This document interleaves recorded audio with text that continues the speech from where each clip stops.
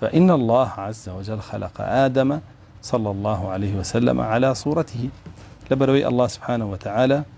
آدمي لسر شيوي خوي خلق كردو. طبعا لسر شيوي خوي سي قسيتي قسيك يعني أهل السنة جماعته قسيك شان قسيتري شان بطالب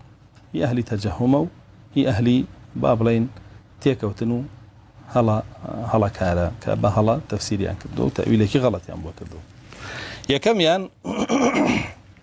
قال إن الله خلق آدم على صورته ضميرك أجرته بخدي آدم خوي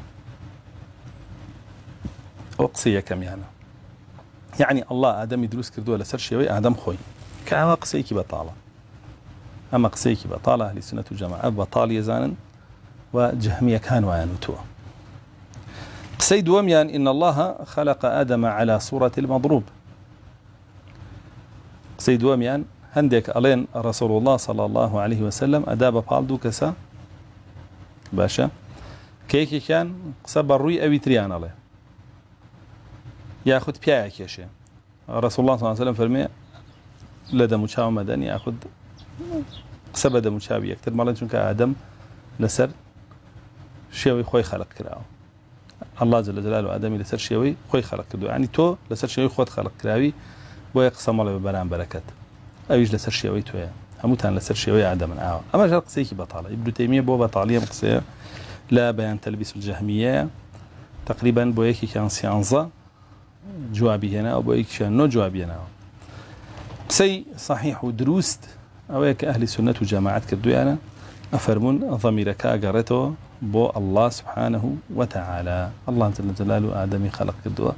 لسر شيوي خوي يعني شيوي الله سبحانه وتعالى ولا فرموديت ليش معناها كأفرمين الله خلق آدم على صورة الرحمن كأو إمام أحمد تصحيح كردوه وإسحاق كوري راهوية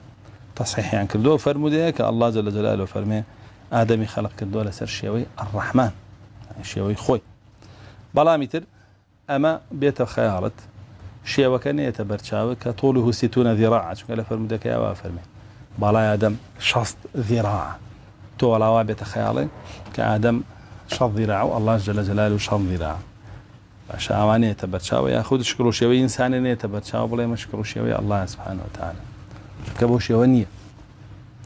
الله جل جلاله فرمي ليس كمثله شيء وهو السميع البصير هي تشتهي شيء الله نية